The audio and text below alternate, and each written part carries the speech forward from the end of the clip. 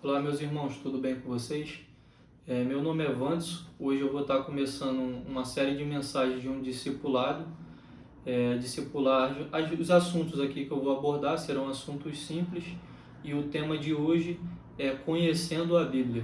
Eu vou apresentar um pouco algumas características da Bíblia. Você que está começando a sua caminhada cristã, é fundamental você conhecer a Bíblia, né? Não só para quem está começando, para quem todo cristão ele tem que estar meditando constantemente na Bíblia, né? Mas aqui eu vou dizer algumas características básicas da palavra de Deus, da Bíblia, que é a regra de fé de todo cristão, e nós temos que conhecer porque Deus ele se revela através da Bíblia, né? Deus criou todas as coisas por meio da sua palavra. A Bíblia vai dizer em João capítulo 1 que Jesus era o Verbo estava com Deus e o Verbo era Deus, e a forma da gente se achegar mais a Deus, conhecer mais a Deus, né? É principalmente através de conhecer a Bíblia, conhecer as Escrituras, porque conhecendo mais da Bíblia a gente vai estar conhecendo mais ainda de Jesus, mais ainda de Deus, né? O texto que eu vou usar como base se encontra em Salmos, capítulo 119, versículo 105. É um versículo muito famoso que diz: Lâmpada para os meus pés é a tua palavra e luz para os meus caminhos. Antes da Bíblia ser escrita, a palavra de Deus era transmitida através da tradição oral, pela oralidade, passando o conhecimento de pai para filho. Na Bíblia não está escrito, mas eu creio que os desígnios de Deus já foram passados desde o princípio para Adão. E Adão ele já vinha passando ali desígnios de Deus, ensinando a seus filhos, mas ali ainda não tinha nada escrito. A lei, né, o Velho Testamento, a Velha Aliança, ela foi dada ali através de Moisés, e na lei de Moisés também isso já estava sendo ensinado, que a lei devia ser passada para os vossos filhos e para os filhos dos seus filhos, né? Então, a tradição oral, ela sempre existiu, essa transmissão de conhecimento de pai para filho, e ali vai transmitindo de geração a geração. Agora nós fizemos a tradição escrita, né? A partir do momento que os textos começaram a ser escritos, foi mais interessante porque a gente sabe que a tradição oral, uma pessoa vai ter um entendimento, vai falar uma coisa, o filho dele, quando for passar para o neto dele, já vai passar outra, e assim vai funcionando. A palavra de Deus, estando escrita, dá mais fidelidade ao texto, porque ele não vai ser modificado. Pode até ser, né, que uma pessoa interprete diferente da outra, mas a gente vai ter uma base que nunca vai fugir dela, que é o que está escrito. A Bíblia, nós acreditamos que é a palavra de Deus, e ela possui três características fundamentais. A Bíblia, a primeira característica, ela é inspirada por Deus. A segunda, que eu vou abordar aqui hoje, ela é inerrante, e a terceira, que ela é infalível. Por que eu digo que a Bíblia ela é inspirada por Deus? Porque ela foi criada por homens inspirado por Deus. Esses homens inspirados por Deus escreveram os livros da Bíblia que a gente tem hoje em nossas mãos. E por isso a gente pode crer que o que está escrito aqui é a palavra de Deus. A Bíblia, embora ela tenha sido escrita por mais de 40 escritores, registrado, que a Bíblia ainda tem alguns livros anônimos que não têm sua autoria, ela só tem um autor, por isso que ela não se contradiz. Às vezes, quando a gente pensa que a Bíblia se contradiz, é a gente que está errado, a gente que não está entendendo o texto. Isso já aconteceu muitas vezes comigo. Às vezes ali que eu tinha uma dúvida, achava que uma coisa aqui estava contradizendo a outra ali. Quando eu fui pesquisar mais a fundo, existia alguma coisa que eu não conhecia na Bíblia, que a Bíblia é muito grande, são 66 livros, e por um desconhecimento meu de alguma coisa eu achava que estava contradizendo, mas não estava. Tudo na Bíblia se encaixa, se conecta, tudo na Bíblia está se cumprindo. A Bíblia é o livro mais atual. Então, a Bíblia foi escrita num lapso ali de 2000 anos aproximadamente, quase 2000 anos, escrita por diversos autores, e ela se encaixa.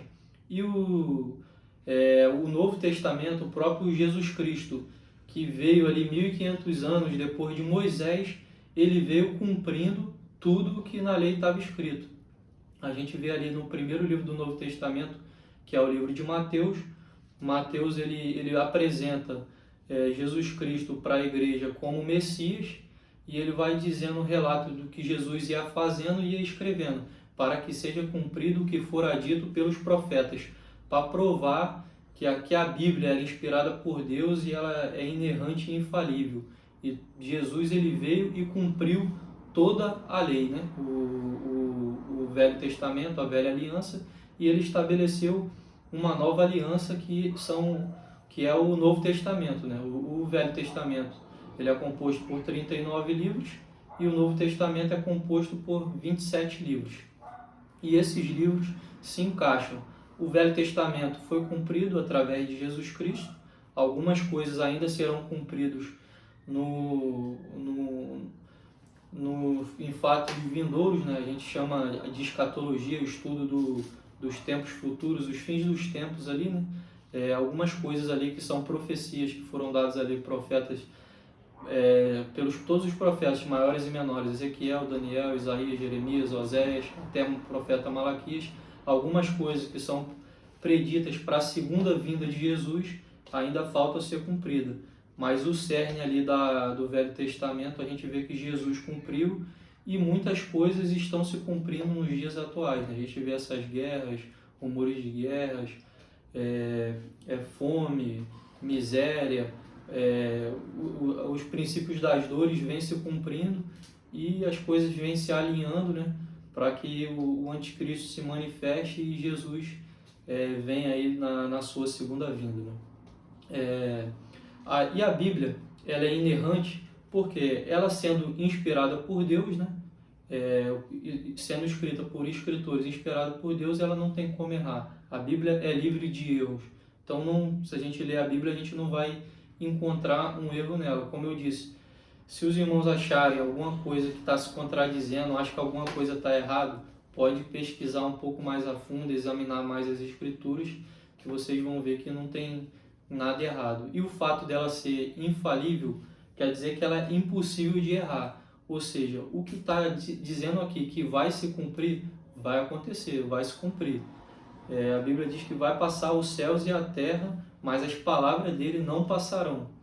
A palavra de Deus é eterna e tudo que está aqui será cumprido, né? É importantíssimo para o cristão estudar a Bíblia, buscar se aprofundar, conhecer mais a Deus, porque isso sempre foi ensinado na Bíblia. Quando Josué ele substitui o legado de Moisés de levar o povo para a terra prometida, Jesus ele dá um conselho em Josué capítulo 1, versículo 6, muito interessante. Tão somente esforça-te e tem bom ânimo para fazer tudo conforme toda a lei de Moisés. Então prudentemente te conduzirás e farás prosperar o teu caminho, né? E no versículo 8, não aparte da tua boca o livro desta lei, antes medite nele dia e de noite, então prudentemente te conduzirás. Não está exatamente como está dizendo, né, o versículo, mas a ideia é essa daí, né? Então Deus ensina ali para a gente estar meditando na palavra de Deus, sempre buscando, todo dia ali fazer um esforço, acordar de manhã, fazer aquela oração, fazer aquela devocional, estar meditando sempre que possível na palavra de Deus, porque é isso que nos faz nos manter firme na presença de Deus e nos reveste contra o pecado, né? Contra as tentações carnais, né? No próprio Salmo 119 aqui, que é um capítulo que a gente usou como base, Davi fala: guardei a tua palavra no meu coração para não pecar contra ti. Porque guardando a palavra no coração, você tendo conhecimento que aquela coisa é errada, que aquilo está desagradando a Deus, é mais fácil de você resistir e não pecar contra Deus, né? O profeta Abacuque, capítulo 1, versículo 13, ele vai dizer que Deus é puro de olhos. Então, Deus ele não pode ver o mal. O mal não entra em Deus, porque Deus é bondade, mas o ser humano não. O ser humano, se ele vê o mal contamina ele. Então, por isso que a gente tem que fugir das coisas ruins, das coisas maus, e buscar as coisas boas. Buscar fazer o bem, buscar praticar a palavra de Deus. Isso vai nos fortalecer. espiritualmente, vai nos dar uma base sólida e transforma a nossa mentalidade de cristão, né? Paulo ele nos ensina no livro de Romanos, capítulo 12, versículo 2, jovens, não vos conformeis com este mundo, mas transformai-vos pela renovação do vosso entendimento, para que experimenteis qual é a perfeita, boa e agradável vontade de Deus. O que Paulo está nos ensinando com esse texto?